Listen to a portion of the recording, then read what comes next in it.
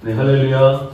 하나님께서 주신 축복의 날, 복이 가득한 날인 줄 믿습니다. 오늘 이 주일을 예배자로 세움받은 여러분들에게 하나님의 성령이 충만하시기를 예수님의 이름으로 간절히 축원드립니다.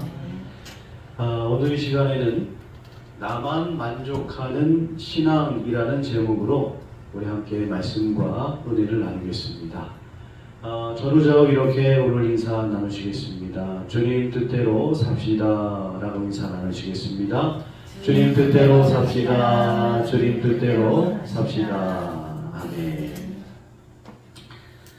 최근 모건대학교 신학과 동문 모임에 갔다가 거기 후배 신학생들과 짧게 이야기를 나눌 수 있는 그런 시간이 있어서 그들과 함께 이런저런 이야기를 나눴습니다.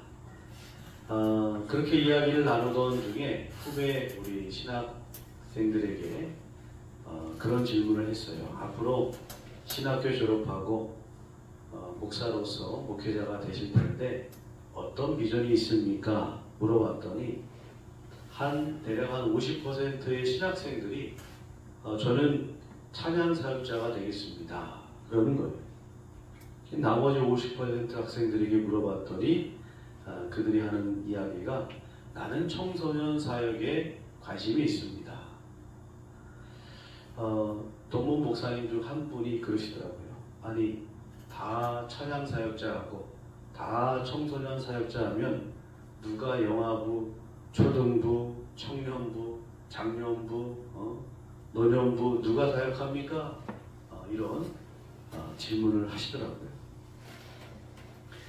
예전에 들었던 이야기입니다. 한참 전인데요. 어느 교회에 찬양 리더가 되고 싶은 청년이 있었다고 그래요.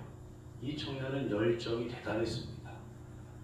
찬양 사역자가 되고 싶어서 악기도 연습하고 이렇게 악보도 준비하고 여러 가지 노래 연습도 많이 하고 정말 그 열정이 뜨거운데 정말 중대한 문제가 하나가 있었어요. 이 청년이 음치였습니다. 목사님이 그 열정을 너무 뜨겁게 봐가지고 너무 안타까웠죠. 그래서 그를 찬양 리더로 세웠습니다. 근데 문제가 생겼어요. 찬양을 부를 때마다 인도할 때마다 성도님들이 어떤 어르신들은 괴로워 죽겠다고 막 그러고 어떤 분은 배꼽을 잡고 운동하고 예배에 집중하지 못하고 찬양에 집중하지 못하는 거예요. 어떤 사람은 심지어 도저히 못 듣겠다고 그 자리를 박차고 나가는 사람도 있었다고 합니다. 근데 이 청년이 자신은 찬양 사역에 재능이 있다고 생각하는 것이 너무나 큰 문제였다고 해요. 나는 지금 잘하고 있다. 하나님의 은혜를 받고 있다. 물론 음치라고 해서 찬양 사역을 해서는 안 된다는 것은 아닙니다. 그러나 본인에게 맞는 자리가 분명히 있을 것이라는 것이죠. 근데 또 이 청년이 나는 이 일을 잘하고 있다라고 만족하는 것이 정말 어려움이었다고 그래요. 여러분, 우리가 나의 만족함이 하나님의 원하심이 아니라는 것을 우리는 분명히 알아야 됩니다. 여러분, 내가 만족했으니까 하나님도 만족하시겠지? 이게 신앙의 본질이 아니라는 거예요. 여러분, 신앙은 하나님을 기쁘시게 해드리는 것입니다. 우리가 잘못하고 있다면 우리가 바뀌어야 되죠. 하나님이 바뀌시는 것이 아니라 우리가 변하고 바뀌어야 된다는 겁니다. 오늘 이 시간 말씀을 함께 나눌 때에 하나님을 기쁘시게 하고 내 안에 하나님을 향한 뜨거운 열정과 더불어서 우리가 잘못하고 있는 것들이 내 안에 깨달음으로 다가와서 하나님을 정말 기쁘시게 해드리고 영광을 올려드리는 우리 같은 교회가 되기를 예수님의 이름으로 간절히 축원드립니다. 첫 번째는요, 사역자의 부재는 영적 암흑기를 초래한다는 것입니다. 이스라엘의 12지파가 가나안 땅을 정복해서 땅을 기업으로 분배받게 됩니다. 여기서 이스라엘 12지파 가운데 레위지파는 땅을 기업으로 받지 못하고 대신에 하나님께서는 그들을 특별히 선택하셔서 성막의 일과 제사장의 역할을 담당하게 하셨어요. 그러면서 하나님께서 레위지파에게 내가 너희들의 기업이 되어주겠다 말씀하셨습니다. 땅을 받지 못한 대신에 레위지파는 여호수아서 21장에 보면은 이스라엘의 48개의 성읍에서 이제 48성읍을 분배받아서 거기에 살게 되었다고 합니다. 그러니까 이 전국 곳곳으로 흩어져 가지고 하나님의 말씀을 가르치며 살았다는 것이죠. 자, 그런데 오늘 본문 7절의 말씀을 보니까 유다 가족에 속한 유다 베들레헴에 한 청년이 있었으니 그는 레위인이었다고 해요. 이 사람은 48성읍 가운데 한 군데에 살아야 되는데 여러분 하나님께서 지정해 두신 48성읍에는 베들레헴이 포함되지 않았다는 거예요. 여러분 이게 무슨 말입니까? 지금 자신이 있어야 할 자리에 있지 않고 이 레위인이 다른 곳에 나와 있다는 거예요. 이탈했다는 것이죠. 그리고 이 레위 청년이 거주지를 이탈하게 된 이유가 있습니다. 원래 율법상 하나님께서는 백성들이 내는 11조로 레위인의 생계를 할 수 있도록 이제 명령하셨는데 오늘 이 말씀을 보면 이 레위 청년이 생계가 힘들어서 자신이 있어야 할 그 자리를 이탈했던 것으로 보이는 거예요. 그러니까 백성들도 자신들이 마땅히 해야 할 일을 하지 않게 되니까 이 레위 청년이 마땅히 있어야 할 곳을 떠나서 떠돌이 생활을 하게 되었다는 사실입니다. 여러분 우리는 이 말씀 본문을 통해서 두 가지 교훈을 깨닫게 되는데 첫째는 성도는 있어야 할 곳에 있어야 된다라는 것과 두 번째는 성도는 주어진 의무를 다해야 된다라는 것입니다. 여러분 하나님의 명령에 의해서 레위지파 사람들은 제사 업무와 성전의 봉사 역할을 감당했습니다. 그리고 이스라엘 백성들에게 하나님의 말씀을 가르치는 사역을 했습니다. 이 중요한 위치에 있는 레위인들이 생계 문제 때문에 자신의 자리를 이탈해 버리니까 어떤 일이 벌어집니까? 백성들이 하나님의 말씀을 들을 기회가 없어지는 거예요. 물론 자신의 자리를 떠나는 것도 잘못이지만 그 자리를 떠나게 되니까 어떤 일이 벌어지느냐? 백성들이 하나님 말씀을 듣고 배울 기회가 사라져버린 거예요. 그래서 사사기 말씀 곳곳에 백성들이 자신의 소견에 옳은 대로 행하였더라 라는 구절이 계속 반복해서 등장하고 있는 겁니다.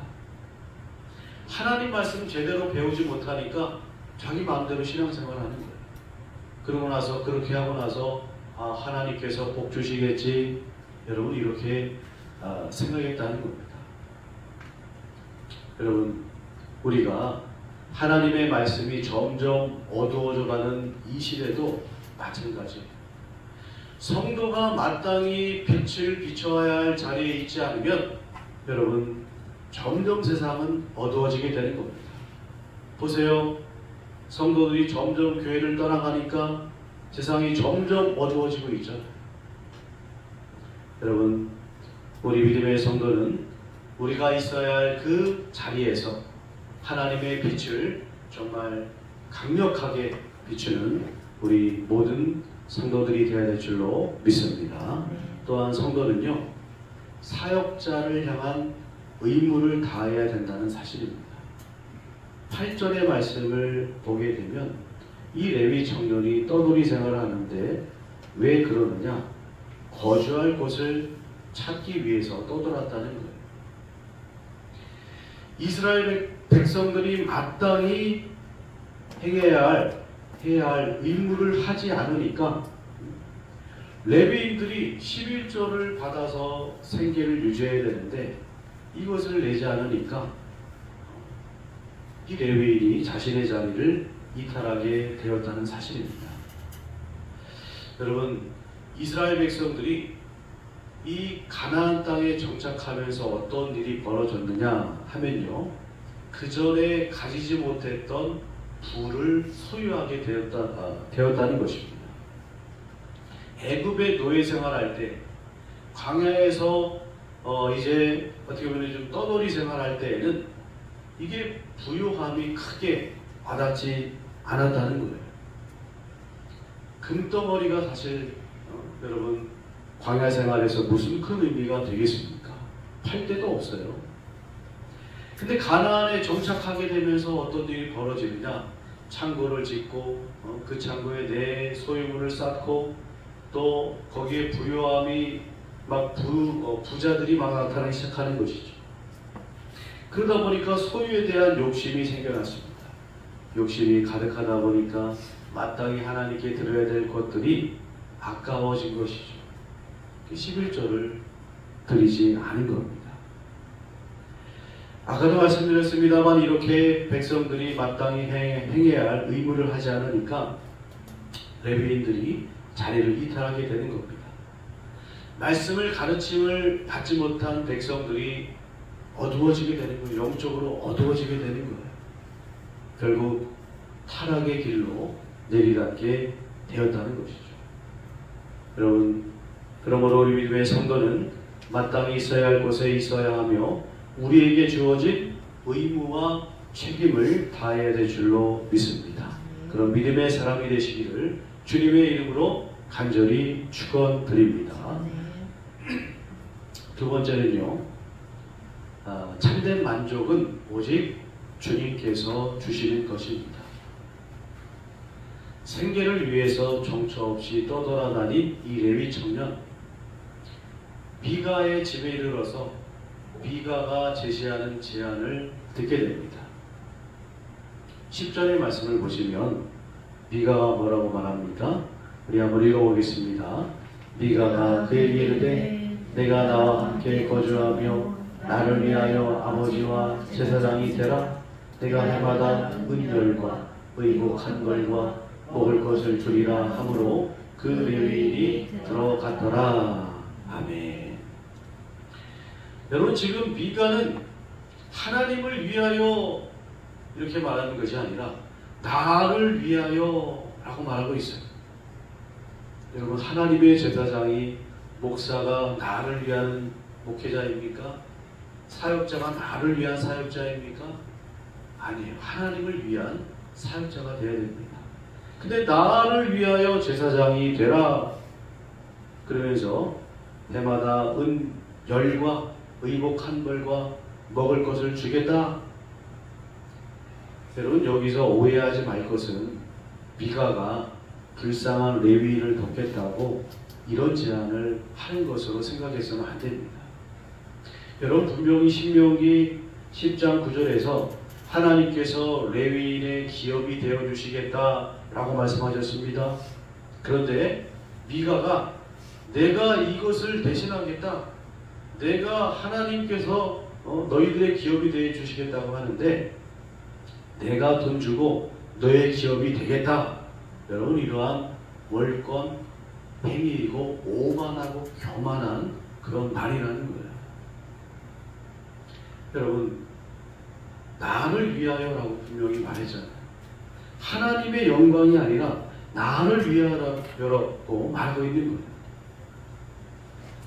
여러분, 예배는, 교회는, 목회자는 하나님을 위해서 이제 일하는, 존재하는 것인 줄 믿습니다. 사람을 위해서 결코 존재하는 것이 아니에요. 물론 그 안에 하나님께서 역사하셔서 그 필요를 채워주시고 여러 가지 일들을 행하시죠. 그러나 그렇다고 해서 근본적으로 우리가 하나님의 교회는요, 하나님을 위한 교회가 되어야 된다는 것입니다. 하나님께서 택하신 레위 지파, 여러분 이 사실을 몰랐을까요? 이 레위인이 분명히 율법의 교육을 받아가지고 우리는 하나님을 위한, 하나님이 우리의 기업이라는 사실을 분명히 알고 있었어요. 그런데 이 사실을 알고 있었음에도 불구하고 미가가 제시하는 이 제안을 듣고서 무슨 말이요? 나는 하나님의 제사장입니다. 결코 그럴 수 없습니다. 라고 하지 않고 11절에 보니까 어떻게 합니까? 만족하게 생각했으니 라고 말씀하고 있습니다. 여러분, 나를 만족하는 신앙, 내 기준에 합당한 신앙, 그런 목회, 그런 신앙생활이 되어서는 안 된다는 거예요.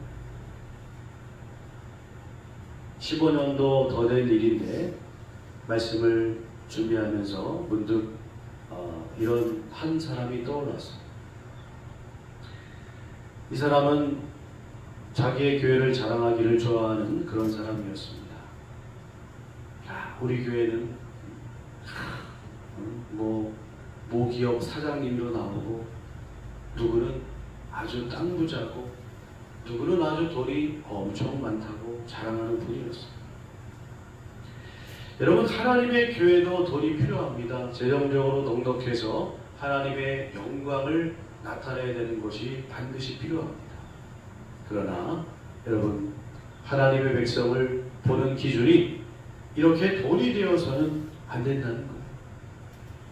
마찬가지로 어느 성도는요, 목사를 자신을 위해서 돈을 빌어주는 그런 사람으로 보기도 한다는 거예요.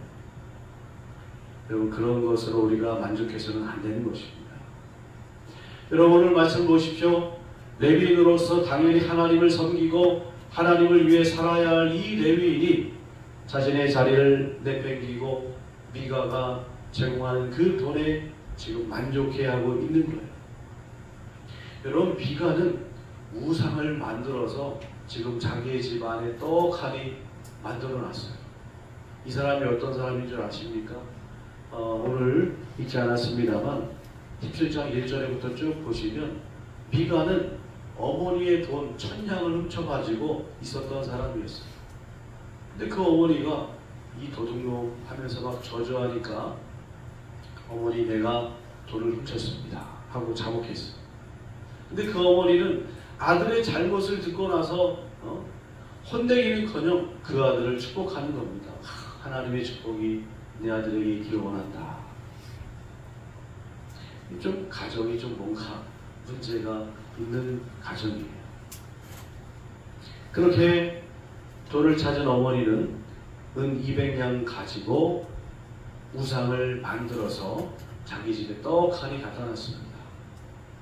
여러분, 그 집의 제사장이 된다는 것은 그 우상을 섬기는 제사장이 된다는 거예요.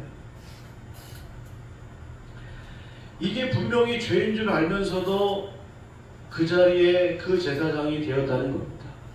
여러분, 이런 일이 그 옛날만 일어나는 일이 아닙니다.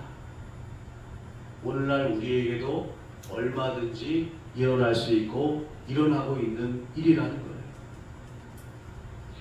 어떤 성도는 목사가 자신만을 위해서 기도해 주기를 기대합니다. 무슨 일이 풀리지 않으면, 무언가 잘못됐으면 목사가 나를 위해서 기도하지 않았다, 그렇게 분노하고 불평합니다. 여러분, 하나님의 사역자는요, 사람의 만족을 위해서 세운 사역자가 아니에요. 이 세상 어떤 누구도 사람이 만족함을 줄 수는 없습니다. 우리 인생의 만족함은 오직 하나님께서 주시는 것인 줄 믿습니다. 그렇기 때문에 사람에게 만족함을 얻으려고 하지 마십시오. 우리는 하나님 말씀에 순종하고 그 말씀을 사모하고 기도하고 성령받아 하나님의 사랑 안에 거하여서 거기서 능력받고 권능받고 하나님의 일을 할 때에 여러분, 거기서 참된 만족감이 온다는 겁니다. 여러분, 그것이 진짜 축복이고 그것이 참된 풍요로움이요 만족함인 줄 믿습니다. 우리 감동교회 장로님들은 이 은혜 안에, 이 진리 안에 거하시기를 주님 안에 주님의 이름으로 간절히 축원드립니다. 세 번째는요, 우리는 저주를 축복으로 착각해서는 안 된다는 거예요. 여러분, 불행 속에 살면서 행복해하는 사람을 보신 적이 있습니까? 저는 가끔 북한에 대한 기사들을 볼 때면 이런 생각이 들어요. 지금 자기가 본인들은 최고로 가난한 그런 나라임에도 불구하고 이 주체 사상에 세뇌가 당해가지고 세뇌를 당해서 지금 그 독재자를 열렬히 찬양하고 막 눈물을 흘리고 지금 우리나라를 아주 그냥 가난한 나라, 자신들보다 더 어려운 나라로 보고 그런 모습들을 가끔 뉴스에서 볼 때면 참 얼마나 안타까운지 몰라요. 여러분, 그런데 이보다 더 안타까운 사람이 있습니다. 그것은 지금 자신이 저주 속에 살면서도 축복 속에 있다고 착각하는 거예요. 오늘 본문 13절 말씀 우리 함께 읽어보겠습니다. 이에 미가가 이르되 레위인이 내 제사장이 되었으니 이제 여호와께서 내게 복 주실 줄을 아노라 하리라. 아멘. 지금 뭐하나 하나님 말씀대로 지금 완전히 엉뚱하게 제사장을 세워놓고 우상을 만들어 놓고 우상을 섬기고 죄악 속에 살면서도 그냥 제사장 세웠다고 이제 하나님께서 내게 복을 주실 것이야 라고 이렇게 생각하는 겁니다. 여러분, 우리가 신앙생활 하면서 바로 이러한 착각의 신앙을 경계해야 됩니다. 여러분, 우리 신앙생활은요, 하나님과 거래하기 위한 신앙생활이 아니에요. 사랑한다고 꽃 갖다 주고 나서 내가 꽃 줬으니까 너 나에게 돈 줘. 내가 너랑 데이트했으니까 너 나에게 이런 것을 줘야 돼. 선물 주고 나서 명품을 바라고. 여러분, 이런 연인이 있을 수 있습니까? 사랑하는 사이라고 한다면요, 정말 자신을 희생하고 손해보는 것도 감수하는 것이죠. 근데 우리가 하나님을 사랑한다고 하면서 우리가 하는 모습을 한번 이렇게 생각해 보십시오. 하나님, 나 기도했습니다. 하나님 주실 거죠? 이거 주실 거죠? 하나님, 나 헌금했잖아요. 하나님 더 많이 몇 배로 채워주실 것인 줄 믿습니다. 하나님 예배 드렸잖아요. 하나님 나에게 성공을 보장해 주셔야죠. 여러분, 신앙생활은요, 하나님과의 거래가 아닙니다. 물론 필요할 때도 있죠. 우리가 필요한 것을 구하고 하나님께 간구하는 것은 중요합니다. 그러나 우리가 하나님과 나와의 관계를 사랑의 관계로 이 사랑의 관계에서 있어야지, 여기서 벗어나서 자꾸 거래의 관계로 거래 관계로 나아가려고 해서는 안 된다는 겁니다. 누가복음 18장에 보면 거기 대단한 착각에 빠진 사람이 등장합니다. 그 사람은 바리새인이었어요. 이 사람은 성전에 다 서가지고 하나님께 기도하는 겁니다. 하나님, 나는 다른 사람들과 곧 토색, 불인, 가늠하는 자들과 같지 아니하고 이 세리와도 같지 아니함을 감사합니다. 나는 일에 2번씩 금식하고 또 소득의 11조를 드립니다. 여러분, 한번 이 말씀을 자세히 보십시오. 우리 교회에서도 이렇게 신앙생활이 하시는 분이 있다고 한다면 당연히 그분을 칭찬하고 그분을 또 높여주는 것이 마땅하게 생각할 수 있습니다. 근데 하나님께서, 주님께서 이 바리새인을 칭찬하신 것이 아니라 저 옆에서 자신의 얼굴도 드지 못하고 나는 죄인입니다 라고 말하는 그 세리를 하나님께서 칭찬하시고 그를 의롭다고 여겨주셨다는 거예요. 여러분, 우리가 하나님과의 신앙생활을 하면서 이 바리새인과 같은 신앙생활이 되지 않아야 된다는 거예요. 여러분, 우리가 하나님 앞에 의롭다고 스스로 착각해서는 안 돼요. 나를 의롭게 여겨주시는 것이지 내가 의롭다고 착각해서는 안 된다는 겁니다. 이에 반해서 아버지를 떠난 탕자의 이야기를 우리 기억하실 겁니다. 이 탕자가 얼마나 교만합니까? 아버지 유산을 다 받아가지고 먼 나라에 가서 간섭받지 않고 허랑방탕하게 다 써버렸어요. 그런데 이 정말 불효자인 이 아들이 거기서 한 가지를 깨닫습니다. 아버지를 떠난 것이 얼마나 비참한 것인지 그 사실을 깨닫게 돼요. 여러분, 아버지 없는 삶이 얼마나 비참한 것인지를 깨닫는 것, 이것이 축복인 줄 믿습니다. 여러분, 아버지를 떠났다는 것을, 그래서 내가 너무나 비참하다, 이거를 깨닫는 것이 축복이라는 거예요.